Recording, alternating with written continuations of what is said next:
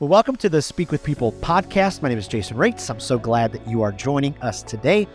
As you may remember, this podcast exists because we believe words matter, and we believe that healthy communication is oxygen for our relationships and our leadership. So whether you communicate one-on-one, on a team, from a stage, from behind a screen, we hope that our time together today will inspire you. It will motivate you, will encourage you, will challenge you to choose to communicate in healthy ways, because really when you do, everything changes. Your world changes and your relationships drastically improve and your leadership just continues to grow.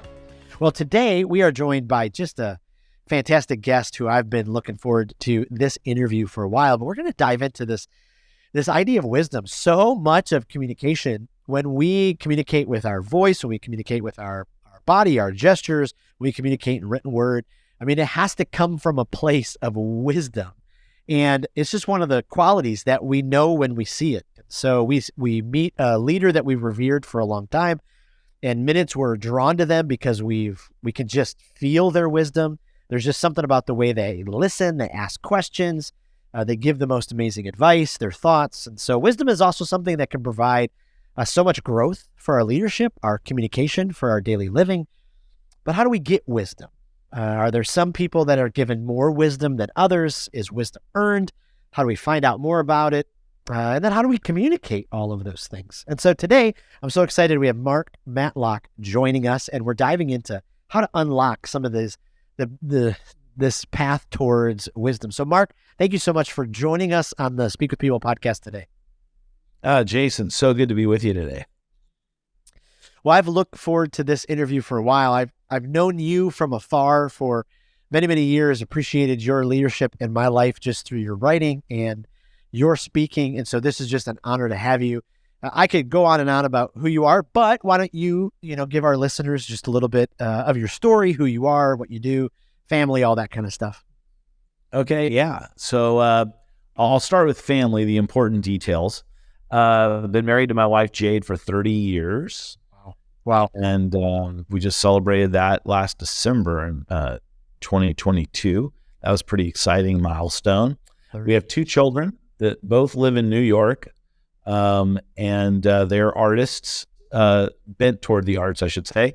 So my daughter was a fashion design major at Parsons School of Design and is currently a stylist for the Varvatos clothing company. And my son is working his way up in the film business. Wow. So he's on set doing the things you do to pay your dues and make your connections. And I think he has aspirations to write and direct, but they're off my payroll, and that's all that matters. Well, congrats on that. Yeah, but vocationally, I live in Dallas, but I work in New York, grew up in California, and I do two things. I'm the principal founder of Wisdom Works LLC, a consulting firm. And one of my clients recently asked me to be their interim CEO, movement.org, which runs city gospel movements all over the globe, bringing together the Christian community to do good in the city. And I am now the CEO full-time in that organization. Wow. Yeah. Well, that's fantastic. And like we were talking off camera, your travels just took you to pretty incredible places like Dubai. Yeah, I've been to Dubai, Singapore, getting ready to head to Sao Paulo, Brazil, where we're just meeting with people that are activating these networks of city change everywhere across the globe. It's really pretty exciting. Wow. That's fantastic. Yeah, I went to Movement's website and did some research and looked into it. And it's just so powerful, especially what's happening. So, yeah, we've been in New York for our getting ready to celebrate 40 years working in New York, and some really, really incredible stories and history and all of that. But so much of what I enjoy doing is just helping organizations and people, leverage their wisdom to, use their talents, gifts, and abilities, help other people. The way that I got started here in New York was we were bringing leaders together across the city and just saying, how do we leverage the collective wisdom in the room to be able to do something good to make a difference in the people's lives of New York? So that's kind of a little bit of, wisdom has been a thread throughout everything that I've done pretty much. Wow. Well, especially as a communicator, it's so important when we dive into this idea of wisdom. How would you just, help our listeners? How would you define wisdom? Give us a starting place for that. Yeah, it's a great question, isn't it? Because we know, like you said in the opening, we know when we see it, Right. but how do you define what that quality is in somebody? Because it's funny, is a lot of the people that are heroes in our lives, they aren't always the wisest people, or, celebrities, things like that, popular people. But the people that we go to or turn to when we need some direction or guidance, that's, where we see those qualities of wisdom. And I have a couple definitions. One of them I get from the Bible, which is the Hebrew word chokmah, which literally means skill at skilled person, skill or expertise. And in the context of Scripture, it usually applies to skill or expertise at living life well.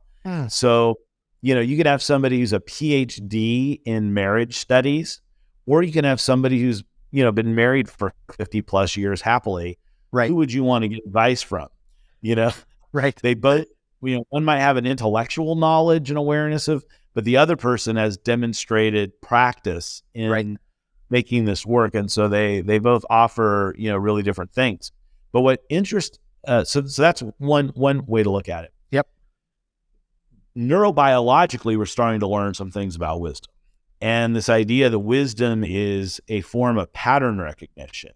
So wise people are able to recognize patterns, which is why they make good decisions, why they live well, why they're able to give good advice, is because they analyze all of these patterns in the story that you're telling them, or the situation, or the questions that they ask. And then they look at that and they identify those things, right? And we're starting to find, as they're doing neuroanatomy, that wisdom is stored differently in the brain than actual data. So somebody, and they're finding this in people who have had brain damage, where they might lose information, where they can't remember where they were born or even what their name is. They may not be able to recognize their spouse and people close to them, yet they're still able to operate and make decisions in life. And what they found is that, and this guy out of NYU, actually, not too far from where I'm at right now, El Cajon and Goldberg, he said that wisdom is stored in kind of like networks, whereas data is stored kind of locally in the brain. So, and this is that difference between pattern recognition and knowledge. So when the brain's damaged, you actually lose a part of the brain that stores information. But patterns, because they're part of neural networks, they can actually network around the specific knowledge of the brain. So he wrote a book called The Wisdom Paradox that kind of explored that. So you've got this skill or expertise at living life. You've got this really practical biological definition that it might have something to do with some kind of pattern recognition in our brain. And, so when you think about it, that's why age and wisdom are kind of maybe related, because the more patterns you've been able to collect, and the more that you've been able to reflect on those things, that would mean that the more, ability you'd be able to see to apply that to your application of knowledge. And then I've kind of come up with my own definition, because as a Christian, I have a lot of confidence in the Bible for helping me guide my life. And the book of Proverbs is a collection of wisdom. And if you think about it now through the neurobiology, right, it's a collection of patterns. And so these patterns that Proverbs have, if I learn them, understand them, know them, perhaps they're a way for helping me navigate and live life better. And so you start realizing that if God made the hardware, he's also given us the software to kind of activate that in our lives. And that's how I choose to see it. And so I define wisdom for myself as the human capacity to understand life from God's perspective. Wow. And the reason I say the human capacity is because The one thing about Jewish wisdom systems compared to some of the other, world wisdom systems that are out there is that it's very strong on the limits of man's knowledge, that there is not everything available to humankind to understand and know. So science can only get us so far, basically, is what that would be saying. And even the scriptures can get us so far. There is certain knowledge that is reserved, that is too wonderful for us as human beings to absorb or understand or comprehend. And so there's a limit to what we know. So it's the human capacity to understand or perceive life from God's point of view. That's kind of how I define that. Wow, that's amazing. Wow. So, I mean, so many people are on this journey, in life to become a better leader or to lose weight or run a marathon or write a book or, those kind of things. I remember reading online, be wiser. Right. So like, when did it hit you? It's not sexy. It's not getting many Facebook likes. Yeah. I wanted to write a book about wisdom, and they were like, well, wisdom's not really a sexy topic. And it really is true, Right. But at the same time, nobody wakes up in the morning and says, hey, today would be an excellent day to ruin my life. Right.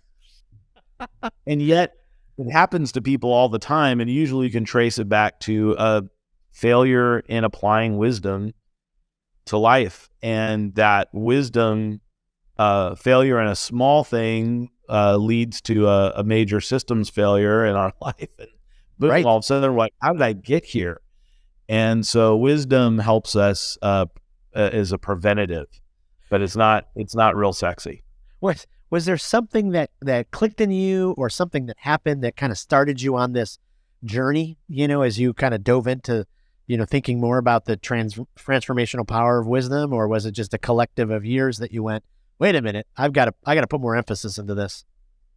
So it actually started for me in 1996.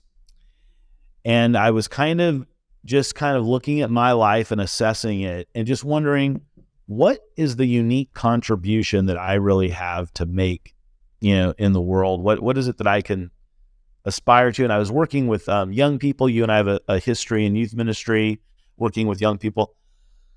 And I was trying to understand, like, what am I really trying to help young people do, right? Like, obviously, as a Christian, I want them to know the teaching of Jesus and follow after him. But what am I really trying to do with young people? And there's a passage, Luke 2:52, that kind of explains the gap between Jesus as a child and Jesus as an adult. And it's, and Jesus grew in wisdom and stature and in favor with God and men. Right. I understood the favor with God and men part. I understood the stature part, that physically he was going through changes. But the wisdom part, what did he grow in wisdom? And I'm like, if I'm supposed to be following in Jesus, and Jesus grew in wisdom, stature, favor with God and men, what is wisdom? And that kind of got me trying to figure that out, because I realized I'm trying to help young people navigate the transition from being a child to an adult. So I created the nonprofit Wisdom Works to try and figure out how to accelerate the acquisition of wisdom in teenagers. Wow. And that kind of began this pursuit of trying to understand what wisdom is and how how we develop it, how we grow it. It led me in some really interesting places. At that time, in the mid-90s, there wasn't a lot of scholarly research on wisdom. We were just starting to be able to do fMRIs. And so since then, there have been a lot of really interesting, kind of intellectual endeavors to try and understand wisdom as a science, but then also looking at, the biblical context of wisdom as well, and understanding that. So that's kind of what got me into all of it. Wow. Yeah. And just going, the Bible says, kind of implies that if you're a young person, by living according to God's word, you can become wiser than your elders, right? Psalm 119. And I'm like, well, if that's true, then there's a way that you can accelerate acquiring wisdom. And I took all the Proverbs, wrote them on index cards individually, all the couplets, and then I started sorting them into piles, trying to find the patterns. I didn't quite understand pattern recognition at that point as a means to wisdom. That came a little bit later, but I was trying to find those things. And I came up with kind of 3 piles that I could put every proverb into, at least once. And then I came up with 7 kind of more specific piles. And that kind of became, for me, a compass for, how I was measuring where I was strong and weak in wisdom, and also being able to be intentional about where I needed to acquire it. Wow, that's phenomenal. You think back to your teenage years, and if we could all go back in time, we're like, oh, if we could just accelerate the wisdom, if I didn't waste so many of those years, I had all the energy in the world. I just love that. So where does wisdom primarily come from? Is it, pain? Is it life experience? Is it, asking questions? Is it, kind of walk us through that? Yeah, I always kind of talk about it as there's like the easy way to get wisdom, and then there's the hard way to get wisdom. And I think all of us do it in a combination of ways. The easy way is to steal somebody else's pain from their hard way of learning it, right? Yeah. The hard way of learning wisdom is saying, hey, I wonder what that glowing, flickering object is. I'll stick my hand in it. And it's like, oh, that's a fire, burn me. I won't do that again. The easy way is having somebody say, hey, that will burn you and it's going to hurt really bad. Don't touch it. Right. Right. And you just embrace that and adopt it. Right. Somehow there's a middle point in that. But I think the best way that I find to learn wisdom, and this is really what was powerful in working with young people, was to have a mediator, kind of a mediated wisdom guide, so to speak. Somebody who stood between you and the world around you and helped you make sense of it. Wow. And so it may not be just saying, hey, that fire is hot, but they might take your hand and hold it really close to the fire until you almost feel uncomfortable. And now you haven't been hurt, but you've been, you've learned something. And what you've also learned in the process is how to test something. Right. So now I've got a lot more from my mediator, my mediated wisdom guide than I have just learning fire is hot. I've learned how to test things. I've learned how to approach things. Now, when I meet a strange animal, I might approach it cautiously to find out if it's friend or foe, rather than just, going and approaching it or avoiding it, because I've learned how to test things. Yeah. So having somebody to help us do that helps us accelerate the acquisition of wisdom in our life. So having that person, they come in the forms of mentors, parents, teachers, all kinds of different things. But I find for myself, when I'm working with a young person, thinking about my job as helping them develop wisdom is really important. And that means also trying to understand what do they know wrongly right now? So what are the gaps? What are the wrong models that they've constructed of the world around them? And how do I, disassemble them and rebuild them in a way that goes into their bones, not just in their heads? Wow, that's powerful. I heard John Acuff say once, having a coach or some type of a mentor or something like that is like getting a time machine, because you're able to, fast forward sometimes. You can learn from them. Boy, here's the path that I went. Ooh, stay away from that path. Those kind of things. Do you have any advice for leaders who are, trying to find that person, that coach, that mentor, that mediator?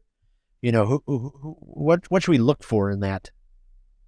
Yeah, well, I think one of the first qualities has to be that this is somebody that you aspire to be, right?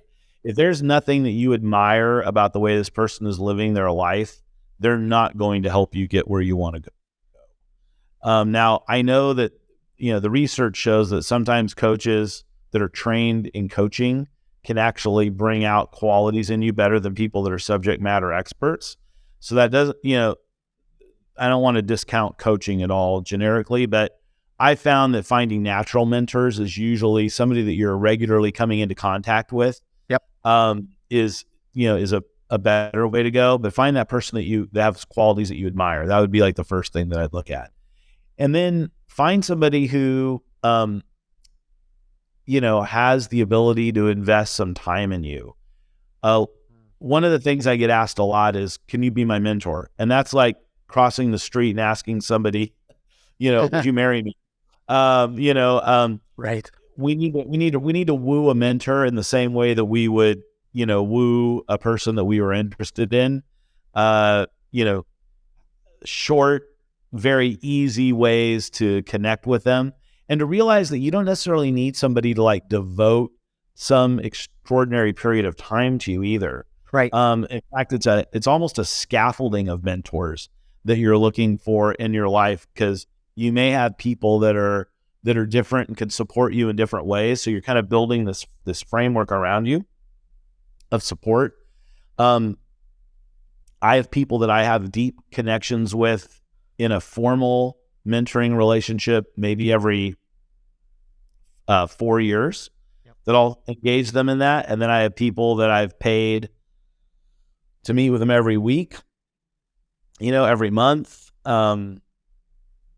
So, find them in a wide variety of things, and you'll get the holism out of it. Those buckets that I created, that I discovered, I should say, I didn't create, I discovered, can be helpful too. I found that wisdom has like 3 kind of like elemental components to it. There's wisdom that are insights that help you see something about life you didn't see before, maybe a cause and effect relationship. There's values, knowing how to properly give worth to something, because sometimes we've given we've valued the wrong things, and wisdom helps us properly align our values. Yep. And then the last thing are practices, rhythms, things that we can actually do that help us. And so I find that wisdom kind of pings between those 3 things. And as a mentor, I often try to figure out what's an insight that I can help this person with. What's a value shift that maybe they need to make? Yeah. Maybe what's a practice or rhythm or something that they need to incorporate in their life to achieve this. So that kind of helps me a little bit. But these 7 marks of a wise person are really helpful. In fact, if you're listening right now, just if you got a piece of paper or something, you just jot some numbers on, evaluate each one of these. So for me as a Christian, I believe that wisdom begins by trusting in God. So the first thing for me as a wise person trusts in God. So on a scale of 1 to 10, 10 being, wow, I don't think I could do much better than that, and 1 being, I'm really poor at this. How much do you trust in God? Not how much do you know about God? Right. Not how much but how much do I just trust in God? The second thing is meaningful relationships. A wise person walks in healthy relationships. How healthy are the relationships around me? Scale 1 to 10. A wise person seeks good counsel. My dad always told me you don't have to have every answer. We just need to know where to find it.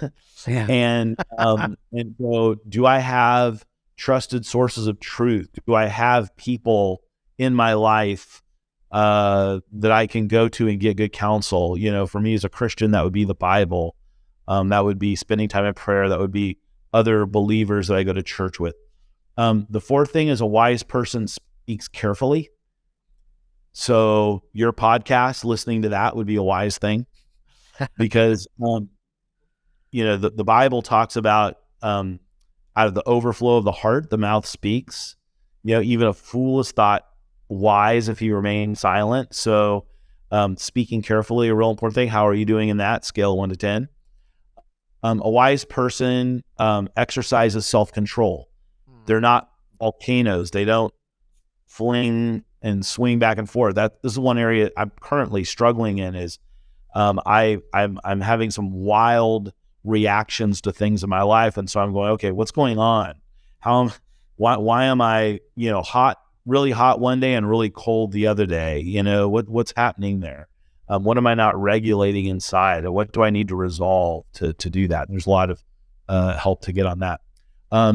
Let's see, where are we at? We're number 5. Number 6 is a wise person manages their resources. So, the Bible talks about in the house of the wise are stores of choice food and oil. If you're always living paycheck to paycheck, you're not going to have a very wise life. You've got to have some stuff in reserve. That allows you to be generous. It also allows you not to be anxious. So all these things kind of interrelate. And then the last one is a culmination of all the ones before it. A wise person experiences inner peace. Oh, yeah. So when 1 through 6 are kind of in place, that 6th thing kind of works. And it's interesting is in the Proverbs, there's a form where there's a list of things, and then the last thing is the sum of it all. Right. So I like that 7 things kind of stick out this way, that if you're doing all of these things, if you're trusting in God, you're walking in healthy relationships, you're seeking good counsel, you're speaking carefully, you're exercising self-control, you're managing your resources, then ultimately you will live in peace. And when you think about a wise person, they are not rattled by the external world and what changes, because they have inner resolve. And ultimately, wisdom gives you that inner resolve. So as you're looking for those mentors, look for those people who have that inner resolve. Look for those people who, even though the world may be falling down around them, they're not frozen or paralyzed, right? But they just experience inner peace. In the scriptures, the Apostle Paul says, I've learned to be content in all things, whether a slave, whether free, whether in prison, out of prison, whether rich, whether poor. And he says he's learned to be content. And so as we learn to be wise, that inner peace, that contentment becomes the anchor and bedrock of our life. And let's face it, we're all jealous of that person who doesn't seem to be too concerned about anything around them. It's right. Like, how do you have that strength, that inner strength? Yep. And that can be manufactured as a false self, but what we're talking about is the real deal. Right.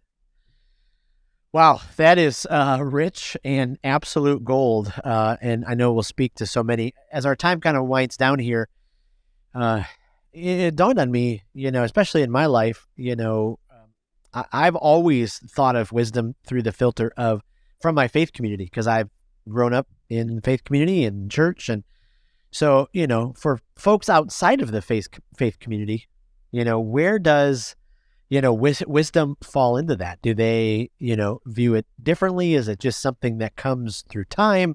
They may not recognize, God and his wisdom and those kind of things. Any thoughts on that as you think of processing? Well, yeah, I think it's a really important distinction to make. And actually the Bible speaks to this too, right? In the book of James, it talks about their wisdom that comes from above and wisdom that comes from the earth. And the wisdom that comes from above comes from the heavens. The wisdom of the earth comes from, and what's interesting is there are wisdom systems, skills at living a life, patterns of living that will get you ahead in life, right? Right. But they may not give you what you're really looking for. And I think you have to look at very carefully and look at where you're getting satisfaction from. So for instance, I was reading the book by a former president called Think Big and Kick Ass by President Trump before he was the president. And he's giving his kind of advice for getting rich and staying wealthy. And when it came to relationships, he said, you should have a prenup, and that, nobody plans on falling out of love when they're in love, but you ought to get a prenup and all this. Now, Donald Trump has been married several times, appears to have good relationships with the people that he's divorced, and all that. And maybe the prenup was an important part of that, having a clear understanding up front about what's going to happen if this relationship ends. I don't know. But ultimately, I don't want to prepare for a divorce. I want to prepare to stay married till the bitter end. Right. And I want, not just because we stuck it out, Right. I want to experience the deeper intimacies of life with my wife and my spouse, so that I don't want to give up on this journey with my wife right now. We're 30 years in, and we love each other more deeply and insanely than we did when we first got married. Yep. And I'm like going, if this can happen, how much greater will another 20 years bring us in this marriage? And I can tell you the planning an escape path on the front end was not part of it. Right. Because, it was making a covenant with one another, an agreement not for what would happen when it didn't work, but a covenant that says no matter what, we are sticking together. And these not just being vows, but these being deeply held beliefs that we don't give up in this. Yeah. And there have been times when we wanted to give up and we stuck it out. And that was the thing that took us to that deeper place of intimacy. And so, we have to be really careful who our sources of wisdom are and what they're founded upon. Are they solid rock that's going to ultimately get us where we want to go? Or do they get us some things at the expense of others? And I think that's really important, because I think that the wisdom that was shared in that book could definitely help me get rich and stay rich if I applied it. But I also think that there might be some things that I didn't experience in life by falling in. So we have to be really careful about our sources of wisdom and what we trust in. Wow. That's just incredible. So last question as we kind of wrap up, as we think about, especially as we communicate. I mean, communication is just a necessity for leaders. I mean, we communicate with the people around us. We're casting vision. We're, doing all of those kind of things. How can we make sure that, we're consulting wisdom before we communicate? Is there anything that we, can put, any practices we can put into our life to be able to go, okay, hey, before I speak, boy, I should really, ask myself this question, or, how can I consult wisdom on these things? It's a great question. I think, first of all, what I've learned, and this has been my barrier, I always tell people I was foolish enough to start an organization about wisdom. I think what I've learned more and more is that I can't become wise if I'm not humble. Oh, my lack of humility is my main barrier toward growing in wisdom. And any time that I'm not wise, it's always my pride and my lack of humility. And I got lots of that. So I think just the act of stopping and saying, wait a minute, maybe I don't have the right answer. Yep. Maybe somebody else does. That is the first powerful thing, is just stopping and admitting, I am not wise, or I may not be wise, or I may not have what I want. The second thing is asking us, what's my motivation? What is it that I'm really trying to accomplish here? And getting clear about that. A lot of people act without thinking about why they're acting. And that's just a really great check. And then usually another great little just piece on coming wise is slow down. Yeah. Most foolishness comes from our inability to slow down and just sit with something for a while. We make an impulse decision. I mean, sometimes we have to act fast, but most of the time we really don't. And I've made some rules for myself because I love to, impulse buy. Just, I'm going to wait a day before I make certain purchases or whatever. Amazing how the next day I don't even desire that thing, right? And that's just one example of one sphere, but that happens in a lot of things. Why do I need to have this discussion or this argument today? Do I need to confront this today, or can I wait just even in parenting, right? You know what? I'm angry right now. Let me just take a moment to get out of that anger and then address this with my child. So I don't paint myself in a corner that I can't get out of. So now my son or daughter has learned, oh, just wait, they'll rescind everything, and then we don't make any progress in our parenting. So those would be three things that I'd recommend. One, stop and just be humble, recognize you don't know it. Where could you find it? What's my motivation? And then do I need to make this decision as quickly? Those are three really quick little tools. There's lots, but yeah, those are absolutely fantastic. Well, Mark, I can't thank you enough for just the wisdom that you have poured out today, and just know this will help many listeners. Before we let you go, I just thought we'd do some rapid fire questions. People can kind of keep getting to know you. But if you're a regular podcast listener, is there one that, is kind of your go-to, or you're learning a lot from right now? Podcast wise? Podcasts, yeah. I spend more time being on podcasts than I do listening to them. So that's kind of but I'm a magician actually, and I listen to a lot of podcasts by magicians. So that's where, if I do any podcasting, that's usually where it is. I love it. Is there a question number 2? Is there? I told you what the names of them were. I'd have to kill you. So I love it. For any leaders out there who are readers, is there a leadership go-to book that's like one of your, like, you recommend this book all the time to leaders looking to continue growing their leadership? Oh, there are a couple that I reread a bit. I read almost every Patrick Lencioni book. I read his stuff on a cyclical basis. And because I'm always falling short of those insights. And so I would say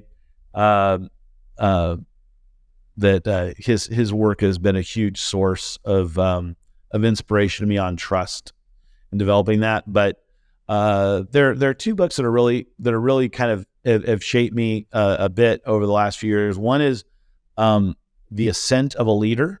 Oh yeah, by Bill Thrall and Bruce McNichol. Those are both two men that are actual mentors in my life, and that book was really, really powerful, and so I like to go back to that. And then the other is a book by Robert Clinton called The Making of a Leader. It's an older book that was written in the 70s. I think they actually have a 25th anniversary version of it that I haven't read. But he talks about patterns in that book. And so when I read it, I clicked with it because he's identified these patterns that leaders go through, these thresholds and tests. And even though the book, when I read it, because I didn't read the revised version, I don't know how much it changed, but the language was a little dated, like a book that was written in 1970 something, but the principles were very powerful and they very good. Wow, that's incredible. Last question. So if you're, faced with lunchtime and one side of the street is a Chick-fil-A, the other side of the street is a Zaxby's, which one are you choosing? Oh man, that is really tough. Well, I just had Chick-fil-A today for lunch, actually. So that tells you something. I've been missing it because my Chick-fil-A is under renovation near me, so that they can help more customers get to their chicken faster. But I actually am a really big fan of the Zaxby's Kickin' Chicken sandwich. I just don't have one by me. So I don't eat it that often, but if I did, I might go for that Kickin' Chicken sandwich. It's pretty good. And the Zax sauce. Yeah, pretty delicious. Well, as we let you go, tell our listeners where they can find out more about you online. What's the best place to go to? There's really not a great place to go to, in all honesty. I'm a terrible blogger. I have a blog that I think has one post in it called The Wisdom Hacker. But I'm really pretty bad at that kind of stuff. The best thing to do is follow me on Facebook. That's where I do most of my interaction. And it's not a fan page. It's literally my Facebook profile, and I make all my posts public. So just follow me because I can't add any more friends right now. Wonderful. Well, thank you so much, Mark, for being on the podcast. This was incredible, and I appreciate your time and the wisdom that you shared. So appreciate it. Yeah, absolutely. Thanks for having me. It's fun to talk about this. I haven't been on it in a while. I love it. And thank you again to our listeners for being a part of the Speak with People podcast. Again, we're here because we believe that words matter, and healthy communication is oxygen for our relationships and our leadership. So we hope that our time today challenged you.